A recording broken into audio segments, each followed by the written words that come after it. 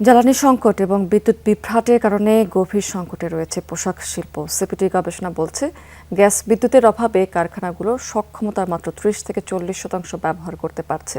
এই পরিস্থিতি থেকে উত্তরণে ৩,৩২০টি পোশাক কারখানার ছাদে সোলার প্যানেল স্থাপন করে ১,৭৬৮ মেগাওয়াটের বেশি বিদ্যুৎ উৎপাদনের সম্ভাবনা রয়েছে। সিপিডি আয়োজিত সংলাপে অংশ নিয়েছে পোশাক খাতের উদ্যোক্তা, গবেষক এবং বিশেষজ্ঞরা। সিপিডি বলছে, সৌর বিদ্যুৎ উৎপাদন এখন সাশ্রয়ী হয়ে দাঁড়িয়েছে। প্রতি ইউনিট সৌর বিদ্যুৎ উৎপাদনে খরচ হচ্ছে মাত্র ৩ টাকা ৪ পয়সা, যা জাতীয় গ্রিড থেকে পাওয়া বিদ্যুতের দামের অর্ধেকেরও কম। পোশাক এবং বস্ত্র খাতে ২,৮১৫ মেগাওয়াট সৌর বিদ্যুৎ উৎপাদনের লক্ষ্যমাত্রা অর্জনে প্রায় ১২,৬৬৯ কোটি টাকা বিনিয়োগ প্রয়োজন। কারখানাগুলোর আকার বিশ্লেষণ করে দেখা গেছে যে ২০১টি বড় কারখানার অধিকাংশ বিনিয়োগের জন্য সম্পূর্ণ প্রস্তুত। তারা চাহিদার প্রায় 40% সৌর বিদ্যুৎ থেকে মেটাতে সক্ষম। অন্যদিকে ২,৪২০টি ক্ষুদ্র কারখানার বিনিয়োগের জন্য বিশেষ আর্থিক সহায়তা প্রয়োজন। গবেষকরা বলছেন যে ক্ষুদ্র এবং মাঝারি কারখানার জন্য ব্যাংক ঋণের উচ্চ সুদ এবং প্রকল্প অনুমোদনে দীর্ঘ সময় একটি প্রধান সমস্যা হয়ে দাঁড়িয়েছে। বিদেশি ক্রেতাদের পক্ষ থেকে কারখানার ছাদের 20% ফাঁকা রাখার শর্ত এবং গ্রিডের সাথে সংযোগ স্থাপনে কারিগরি জটিলতা সোলার প্যানেল স্থাপনের গতি কমিয়ে দিচ্ছে।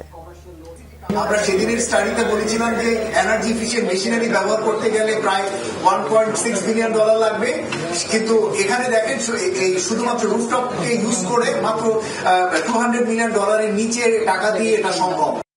দর্শক, রাজধানীর ব্র্যাক সেন্টারে নিয়ে এই মুহূর্তে চলছে সিপিডির আয়োজনে সেই পোশাক শিল্পে নবায়নযোগ্য জ্বালানি ব্যবস্থাপনা বিষয়ক সেমিনার। আমরা সরাসরি সেই সেমিনারটিতে যুক্ত হচ্ছে।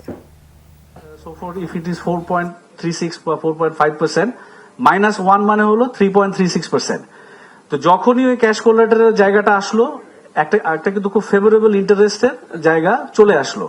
সো এবং এটা সিগনিফিকেন্টলি এটা ম্যাটার করে, এটা ফ্যাক্টর ইন করে।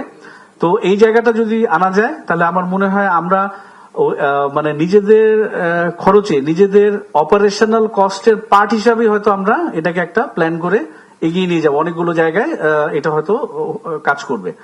আর আমি লাস্ট একটা জায়গা বলে শেষ করি, সেটা হলো যে এই যে 31টা যে এলওআই ক্যান্সেল হলো অন্তর্বর্তীকালীন সরকারের সময়, আমি সিএমসির সাথে বসেছি, আমি পাওয়ার চ্যানেলের সাথে বসেছি।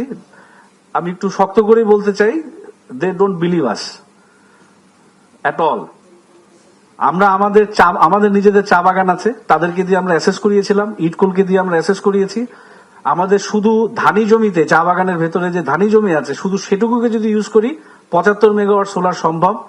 আমাদের ফিজিবিলিটি রেডি, সবকিছু রেডি, তারা আগাবে না।